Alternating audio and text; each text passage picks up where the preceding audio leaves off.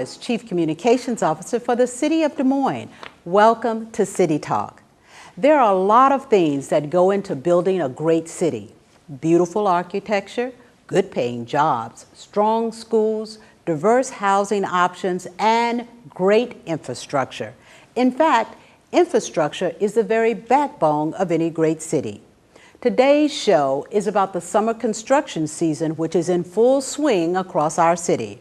Our guest is City Engineer Jeb Brewer, who's going to talk to us about a $38 million roadway and other transportation corridors, flood protection, sewers, and new municipal buildings. So don't go away. We have some real news that you can use. City Talk will be right back after these messages.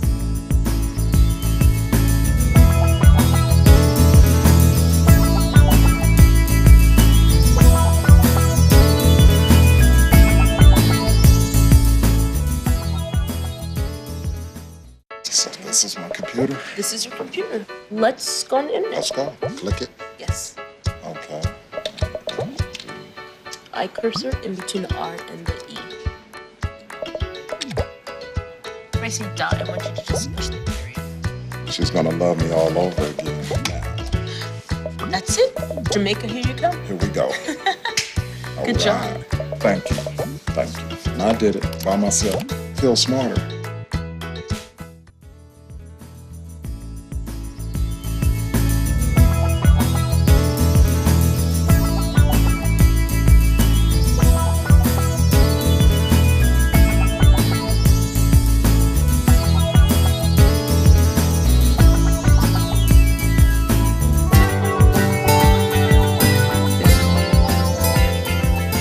Transportation networks and well-constructed roadways are an important part of the economic engine that drives new development.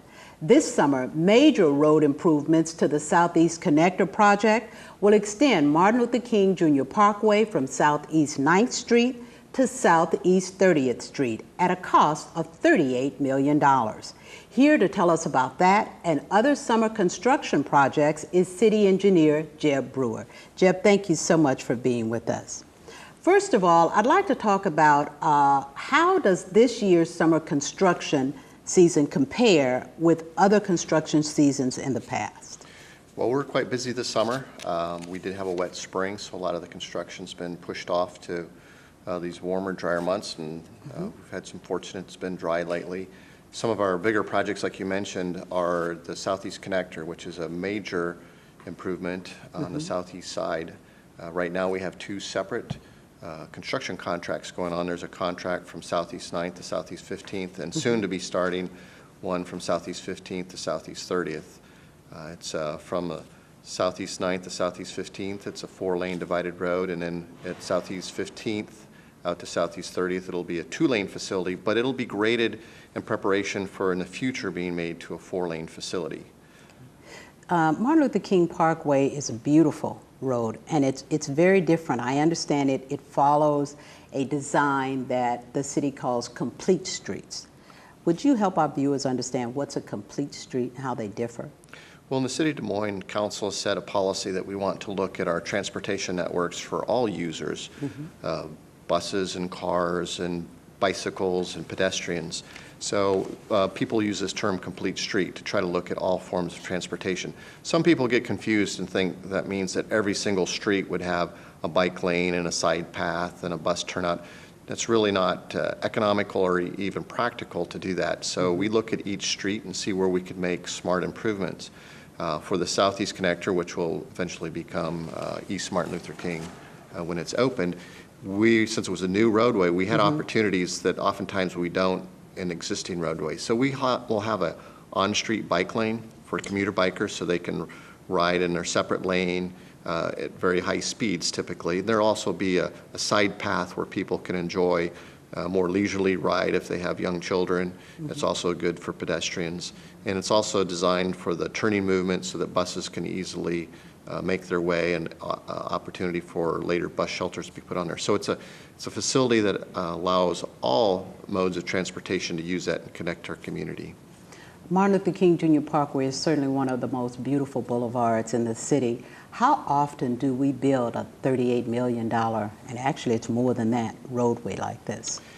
The whole Martin Luther King connector, including the part that's already constructed south of downtown, and even the piece that connected the north-south into Fleur that goes up to I-235. It's been a project that's been in the works for many decades. In fact, some of the early planning documents go all the way back into the 30s. Really? So these kind of projects are very expensive. They take a lot of planning and a lot of persistence.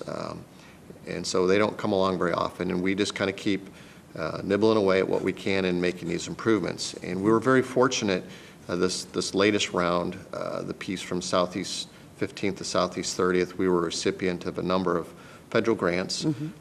One of them it's called a Tiger Grant from the federal government that looks for projects like ours that not only improve the transportation network, but also help poise that area for economic growth. We also receive state money. It's called a RISE grant, and it's also designed to help improve areas. You get better transportation connection, you're going to have more business growth, more development, and improve the economy of our city and also the region. That's true. You can tell whenever you see these beautiful roadways and these road improvements that you'll see more businesses start to crop up. It just seems like it just sprouts once those type of improvements are made. You have a lot of things going on this summer. Tell us about some of the other projects that are underway this summer in construction. Street improvements, and does that include neighborhoods? Yeah, we every year we have a neighborhood improvement program where we do overlays within the neighborhood, and throughout the city there's a number of streets. If people are interested in that, you can get onto our website, and we have a list of all the streets that will be constructed. So that's an ongoing program. There's also other improvements in the park system, splash pads, improvements to our libraries. We were talking about Southeast Connector. A major improvement that we're doing on that roadway is the new Municipal Service Center, which is going to be essentially where Scott and like Southeast 18th is now. That's where the new... I certainly want to talk to you about the buildings, and I think we have some images and things we can show a little later. But tell us a little bit about the bridges, because as we see the roadway and the road improvements, and then we've heard a lot in the news about bridges, and I know that we have some bridge work going on this summer as well. That's true. The city of Des Moines, we have two rivers in our city, therefore we have lots of bridges that we have to keep and maintain. We have a program where we inspect those bridges every 2 years, and then from that we develop a maintenance and replacement program. That means that every year we'll be working on at least one, maybe sometimes two bridges. Last year we did 6th Avenue Bridge. People may remember that. It was we've essentially finished that one. This year, it looks great. And this year we're working on, we just finished up Easter Lake Drive over Easter Lake. That wasn't a complete replacement, but it was an expansion and some deck work. So we finished that one this year, and we're continuing to work one Grand Avenue over Walnut Creek. That's very near 63rd Street on the west edge of the city. That one had to be a complete replacement.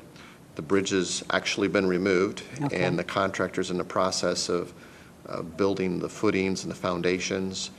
Soon you'll be able to see the piers being formed up, and then the deck will be formed up later, and our goal is to get that open here late this fall. Is the Grand Avenue Bridge project the largest bridge project that we have going this summer?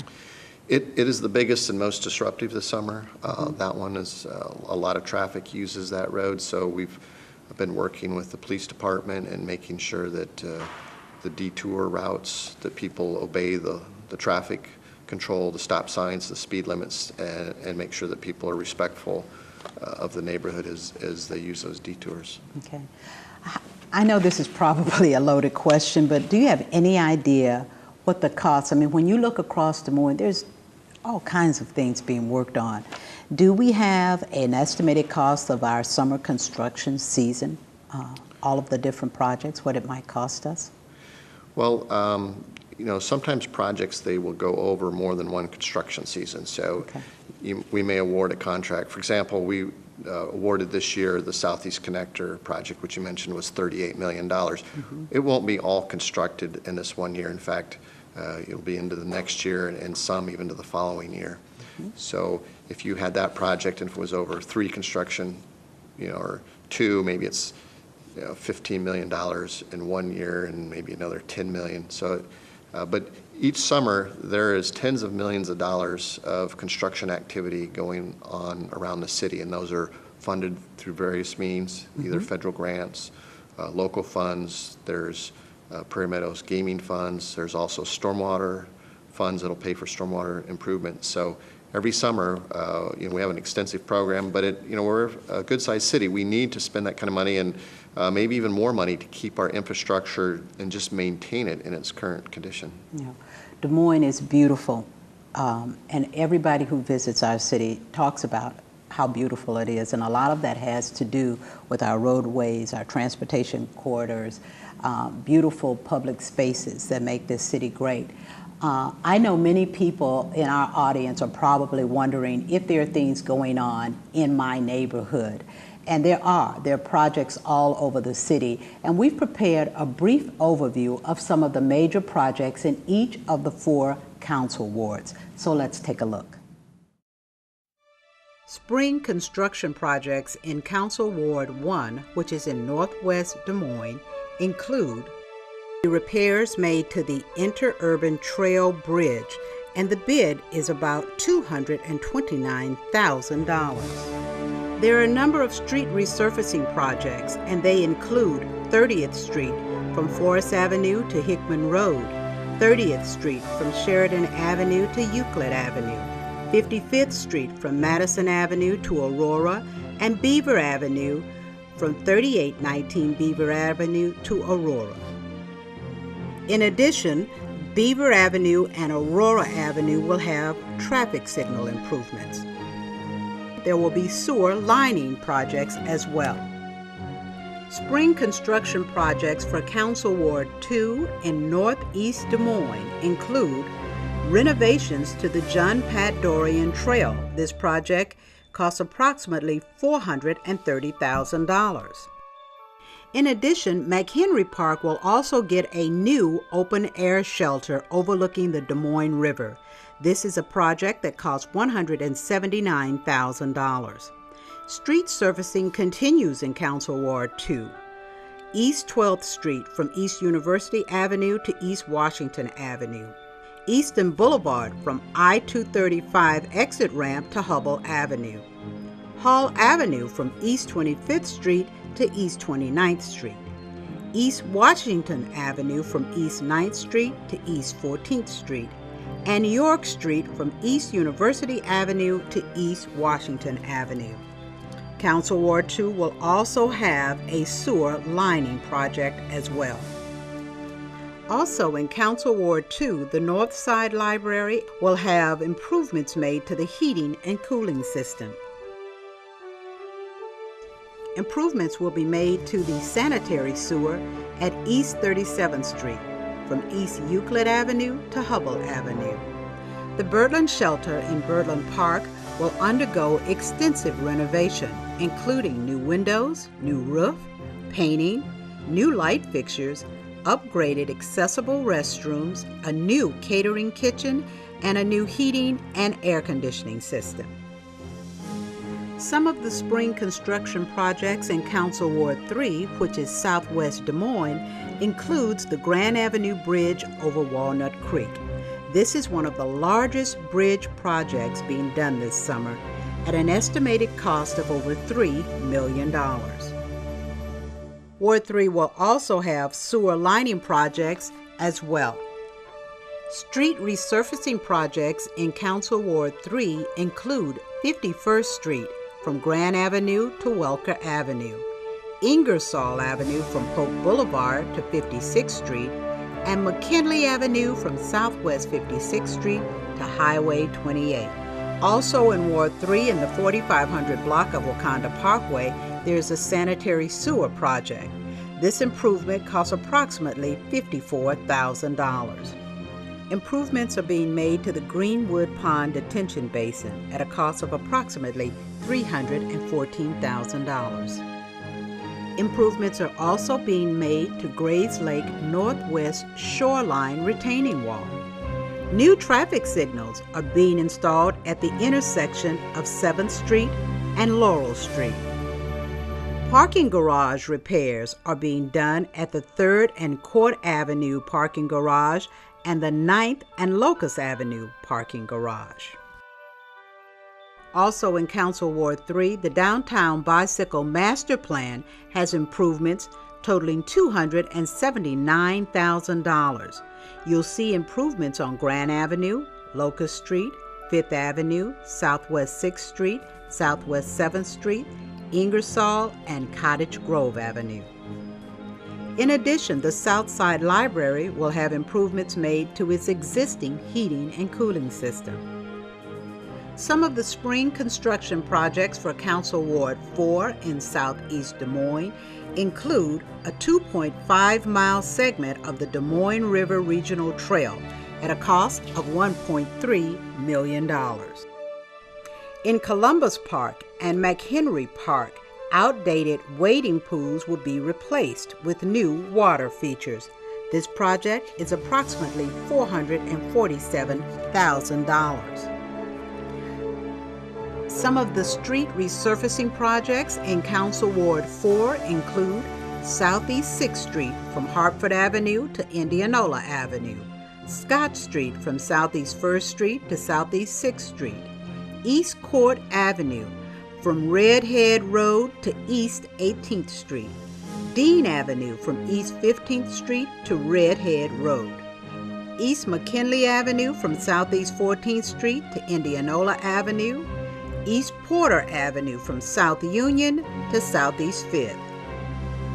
Also in Council Ward 4, the Southeast Connector Project will extend Martin Luther King Jr. Parkway from Southeast 9th Street all the way to Southeast 30th Street. This is a $38 million project. There is the Indianola Avenue Widening Project. It is in Phase 3. The cost of this project is $3.9 million. New sidewalks are being installed on East Park Avenue from Southeast 14th Street to Southeast 18th Court. A new stormwater pump station is being installed on Southeast 4th Street on the north side of the Des Moines River. And the City of Des Moines is building a new municipal service center at 1550 Scott Avenue. This will consolidate the services for Park and Recreation and the Engineering, Traffic, and Transportation Division. The project has a contract worth $15 million. ADA parking lot improvements are being made in all 4 council wards. The improvements to these parking lots will make the facilities compliant with the Americans with Disabilities Act. These are just some of the projects that are underway across the city of Des Moines. To get more detail, visit us online at www.dmgov.org and click on Engineering.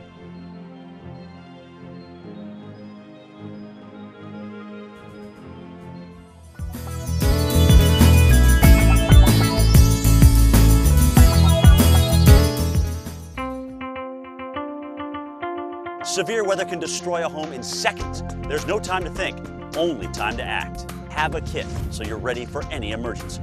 Develop a plan for what you and your family will do before disaster strikes. And stay informed during severe weather any way you can. It can be the difference between losing your possessions and losing your life.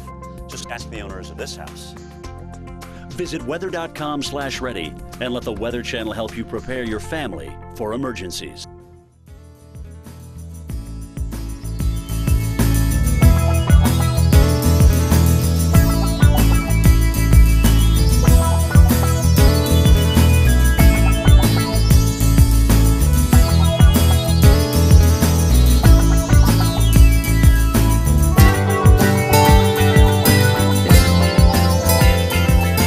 Welcome back. Well, the past few years have presented rare opportunities to replace and remodel some of the city's public buildings that have reached the end of their lifespan. Jeb, part of your job is to design and construct these buildings. So how often does the city of Des Moines get to construct new buildings? Actually, not very often. In fact, right now we're in City Hall. This particular building is more than 100 years old. Of course, we've had to spend a lot of money over the years doing different remodel and renovation type projects, but a number of our buildings weren't built to the kind of substantial quality that this building is, and they do need to be replaced. That being said, it's difficult for us to find the funds to build new city facilities. In the past, many of our facilities were in rather poor condition. We've been able to build some new facilities, and quite recently it's sort of been a boom in construction for city facilities. We've been fortunate again to receive some grants from the state to help us build some new facilities. There's also been fundraising and some things like that. And we've had a number of buildings recently that we've built. Well, one of the trends you're going to see in these new buildings, at least that I've noticed, is that new construction has provided the city with the opportunity to implement green building features. So tell us a little bit how these municipal buildings are being equipped for the 21st century. There's significant investment in many of these facilities, and I know that the construction cost is there, but the green features are something you seem to be targeting in all of the buildings that you're constructing. Right. The City Council had set a policy that when we build new construction, we want to look at making the buildings as economical and as environmentally conscious as possible. Okay. One of the things that we do look at in that overall goal is something that's called LEED, and that's simply a design standard that says when you look at a building, try to find areas that you can not only be more energy conservation, but also have better indoor air quality, a better use of water resources. So some people think it's strictly energy, but it's actually more broad than that when we talk about a building that's LEED. Now, LEED has different goals that you can apply for, whether it's certified or silver or gold or platinum, and it's just a way to try to get people to do as many things as they can. Now, what does the term, tell our audience, LEED, what does that stand for? It's a term, it's leadership and environmental energy design. Okay. And again, it's really a design standard. There are many buildings that have many energy efficiency items in there, and they may not be LEED certified. So not as a design standard, there's also an opportunity to go through a certification process where you submit your designs and documentation, and then you get a rating. And it's something that a lot of people like to do now, so it kind of gives them a benchmark of how well they're doing. You can still have a building that's very efficient and not have the rating if you don't go through the certification. So, so it's important, but I think it's more important to look at that we have cost-effective buildings. Well, tell us a little bit about, what are these features? Is it the water heater? Is it the lighting design? What are some of the features that make the buildings more energy efficient? Some of them can be quite simple. There's times when we look at daylighting, essentially providing enough windows so that we can not use as much artificial lighting and use some of the daylighting.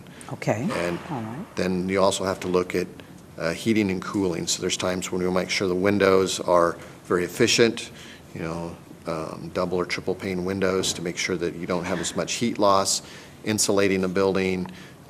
There's areas to look at the mechanical systems. Okay. Many people may be familiar with geothermal type heating. There are other type of heating systems that are also more efficient. We evaluate those and say which one is the most cost effective and efficient.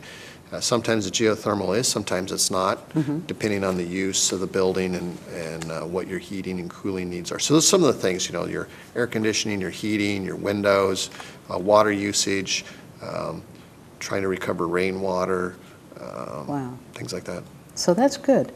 I know that you have a list of these rare opportunities. Which buildings or what buildings have we built, say, over the last 3 to 5 years, and how many of them were LEED, and what was the cost of construction?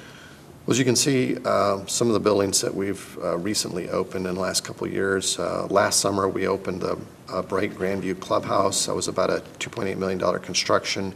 That project had significant private contributions in it, and that one was LEED certified. It's a very nice facility. If people have an opportunity to go out there, and the concessionaire, I've been told the pizza's really good there. So if you have a We'll chance. have to go out there for lunch sometime. Franklin Avenue Library, that one opened 2 years ago, $7.7 million. That one's actually LEED Platinum, which is the highest level you can get. Yes. We were able to do that because we received an iJobs grant. That level would be difficult for us to fund as a city, but we did receive additional money specifically for energy upgrades. That one has very high-end energy things like photovoltaic, solar thermal heaters. If you go into their mechanical room, you know, it looks like something out of Star Trek or Captain Nemo. But it's very, very energy efficient, and it's light usage. And it's also used as an educational. The library has programs to help teach people about energy efficiency. And, Wonderful. we look at the fire administration and training building. It's on the east side on Dean Avenue. Again, LEED certified. It's about $10 million. Recently opened, we just opened this spring, or it's actually in the winter. Fire station number 1 was also LEED certified. 2 fire facilities. I think people may be familiar that the old fire station on Mulberry is going to be renovated and reused for the social club, which is good to always see if we have opportunities to reuse It's good these to buildings. be able to repurpose. And just down the road from that is the new one, It's the which new is one. still on Mulberry. Yep, so they didn't have to move too far, which is good because the fire stations are located based upon their service area, so they do need to kind of stay in the same area. So And that's fire station number 1. fire station number 1. This summer, we have 2 major facility projects. One is a police evidence storage facility. That's really an addition going on to the current police building. They have lots of needs for storing evidence in their criminal investigations, and it needs to be stored securely and properly, and this is a necessary thing for them to do. Yeah, that was a badly needed building. I can remember the council and other conversations about the need to build that structure, so it's good to see the police finally are getting that facility constructed. And that's what's important to remember. Really, we don't build buildings for building's sake. Each one of these buildings supports a particular function or mission that we have in the city, whether it's fire protection or fire buildings, or police protection, investigation, criminal investigations for the police storage. Another building that's a major one is our municipal service center, which will allow us to consolidate a number of functions. Primarily, it's park and rec functions, and some traffic functions as far as signal maintenance and meter maintenance and sign maintenance. This facility primarily started because the existing facilities that we have are in the way of the Southeast Connector, which will be East Martin Luther King. So they had to be relocated, and we had to build a new facility. And we took that opportunity to try to find ways to work more efficiently. We find that if we can take locations that are scattered all across the city and locate them centrally, we can save on energy. We can also save on vehicles. We don't need as many vehicles because people can share equipment, things like that. That municipal service center, which is going to be on Martin Luther King, is that correct? That's correct. So it's, as we move out with this new roadway and opening up economic development opportunities, because it is a beautiful parkway, and we're repurposing some land that the city already owned, I believe? Well, for the municipal service center, we actually had to purchase a business that was a salvage yard for the road, and we used some of that land in order to build the new municipal service center. So if people remember driving Southeast 14th, you could look over on the viaduct, and you'd look down and you'd see a salvage yard. Part of this project's allowed that to be cleaned up and then turned back into the municipal service center and more green space. And it will be bringing together parks, public works, and some other services in that one building, is that right? Currently, there will not be as many public works facilities, but we master plan that area, that in the future, public works could be added to that. So we're only building a piece of it right now, but we did think about the future, and so that we could consolidate those. But for now, it's pretty much parks and some traffic functions are the primary ones there now. That's a lot of building, Jeff. It is. And you probably got to build more than most city engineers, so that's a lot of buildings. There's some other projects that I want to be able to talk to you about before our time is up, because you have spent significant time working on flood protection.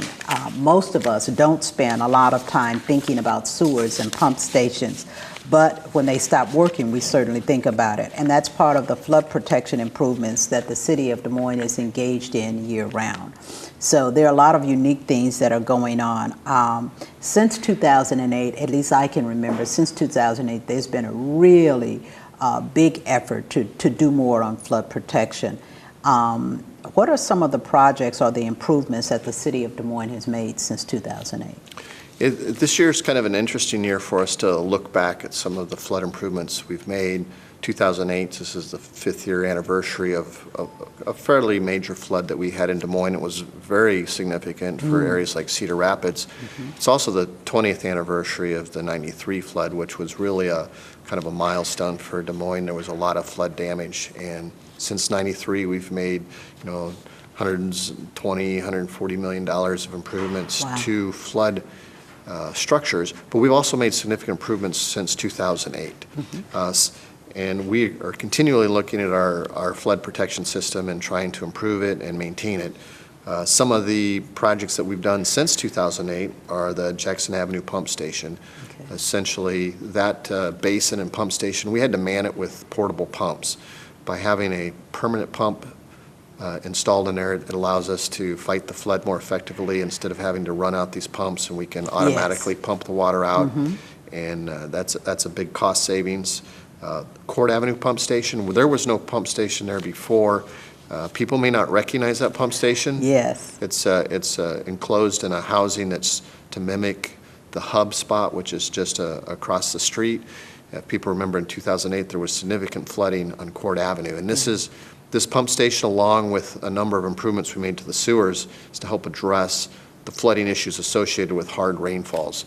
Well, I want to pause for a minute because now we have a picture on the screen of the Court Avenue Pump Station, and you're right. I mean, if you walk by there, it's a beautiful structure. I don't think most people have any idea that it is a pump station. How did you all decide, where did we decide to come with the concept of making it that beautiful structure that it is on the Riverwalk? Well, we worked with the team that had been working on the Riverwalk itself, because we knew since it would be so close, we would have to pay special attention to what it looked like. Normally, we're not able, we don't spend that kind of money in closing our pump stations as sort of a cost issue. But since this was on the Riverwalk, council felt that it was necessary for us to try to make it fit in with all the improvements. And the Riverwalk is a big investment that the city and principal and other donors have made to the city, and we wanted to respect that and make it incorporated. In fact, recently Brewer, I think that was one of the things people really said they were impressed with the Riverwalk, and I think that's a credit to principal and a number of other people that stepped up and helped, in the state that helped us to build this amenity, which is really more than just for Des Moines. It's really for all of Central Iowa. All of Central Iowa. And I have to tell you, during Brewer, I was down with some of our photographers doing some taping and shooting. And it was really good because people were saying, oh my goodness, how beautiful it was, and when did city do this? And it really just kind of makes you feel really proud, because it is the Riverwalk is just absolutely beautiful, and it is a year-round facility that you can use for any number of things. So, hey, hats off to us for that one, Jeb. It's a beautiful facility, but you have some other projects as well. Yeah, and since 2008, people may be familiar that the Birdland levee was a levee that actually failed in 2008. Well, since then, we've been working with the Corps of Engineers even before 2008, actually since 93, and those levees have been completely reconstructed. Birdland and Central Place are brand new levees. They are higher, they're stronger, they're really our newest and best levees. So those areas are very well protected from the river. We've also not only done those kind of improvements, there's been a number of buyouts where there's places where homes were being threatened by flooding conditions, and we were able to receive some federal funds to help purchase those homes out so that people aren't subject to flooding.